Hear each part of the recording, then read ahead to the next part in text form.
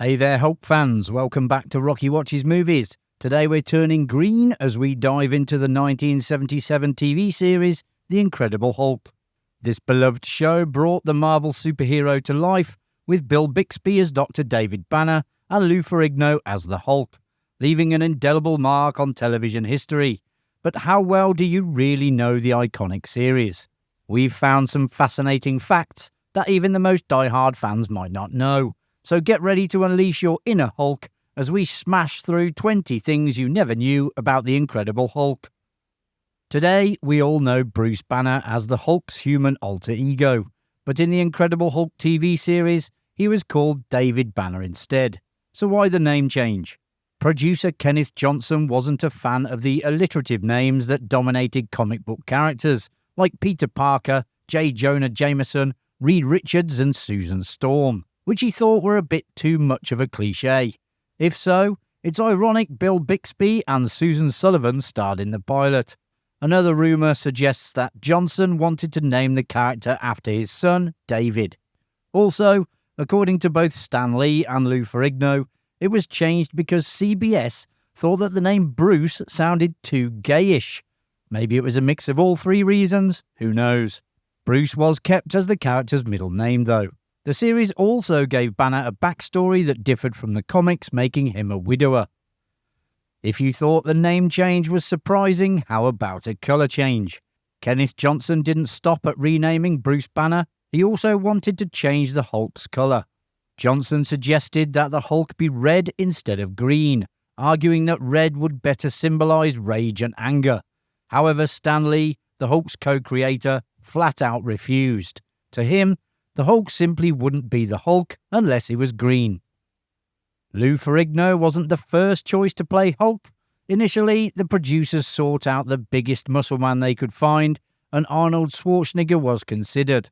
Some say at 6'2", they felt Arnold was too short for the role. Others say he was unavailable.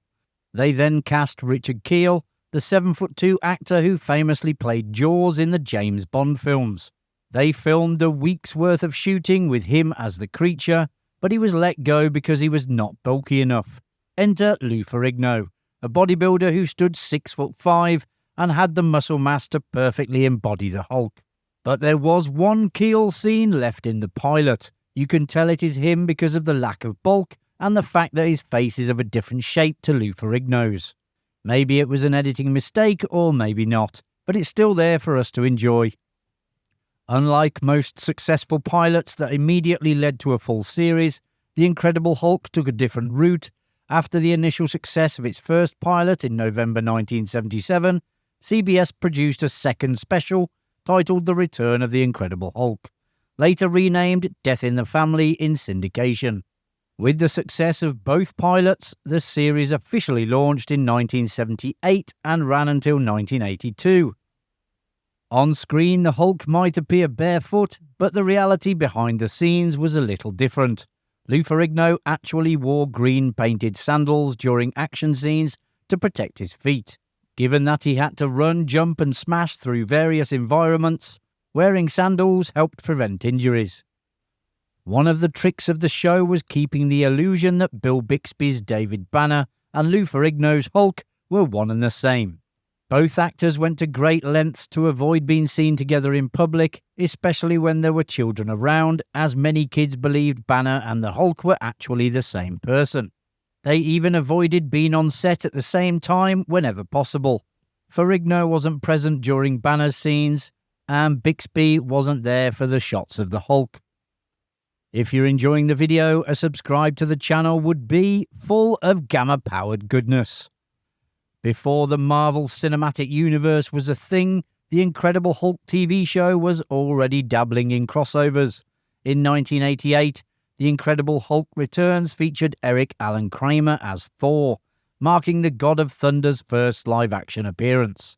This was followed by the Trial of the Incredible Hulk in 1989, where Daredevil, played by Rex Smith, teamed up with the Hulk to take down the Kingpin, portrayed by John Rhys Davies. While these crossovers were intended to lead to spin-off shows for Thor and Daredevil, they ultimately didn't happen. Still, these TV movies stand as early experiments in creating an MCU on screen. An amazing moment occurs in the pilot episode where the Hulk flips over a car in a fit of rage. This stunt wasn't as staged as you'd think. Initially, the car was supposed to be flipped using cables, but when the setup took too long, Lou Ferrigno took matters into his own hands, literally. He decided to flip the car himself, proving that his muscles weren't just for show. The California heat proved to be a problem for Ferrigno while filming. Dressed in layers of green body paint and a heavy wig, Ferrigno would often overheat during takes. To prevent his makeup from melting under the sun, the production team provided him with a refrigerated trailer where he could cool off between scenes. The TV Hulk had longer flowing hair compared to the character in the comics. This is because Ferrigno, who has largely been deaf since childhood, wore a hearing aid during filming. The longer hair was used to conceal the aid.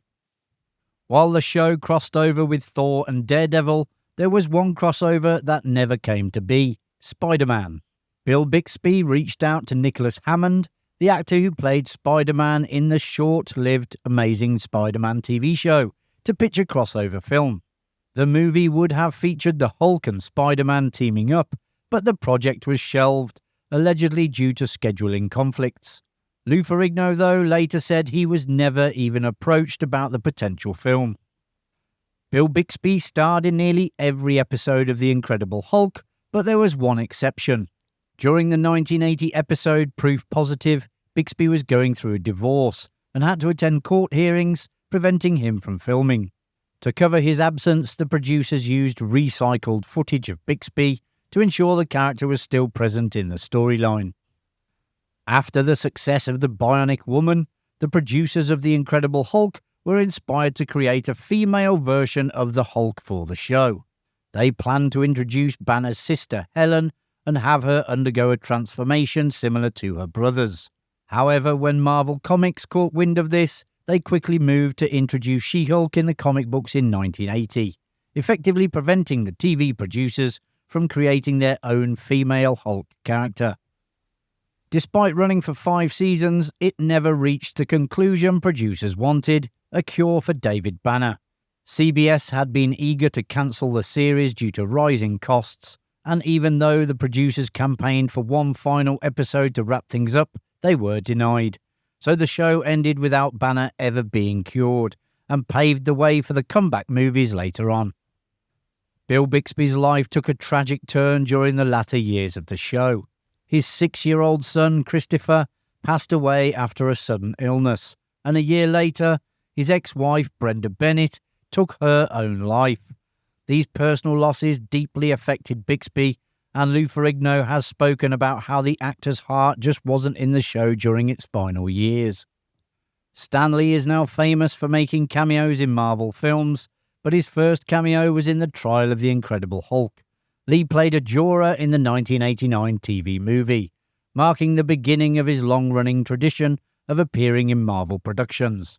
Hulk co-creator Jack Kirby also had a cameo in one of his few on-camera appearances, as a police sketch artist in Season 2's No Escape. While Ferrigno portrayed the Hulk on TV, he didn't voice the character. The Hulk's grunts and growls were provided by Ted Cassidy, who also voiced the show's opening narration. After Cassidy's passing in 1979, Charles Napier took over as the voice of the Hulk. Ferrigno would eventually get to voice the character, though, in the Incredible Hulk animated 1996 TV series. He would also voice the green alter ego in Hulk from 2003, The Incredible Hulk from 2008, and was also the voice of Mark Ruffalo's Hulk in The Avengers, Avengers Age of Ultron, and Thor Ragnarok.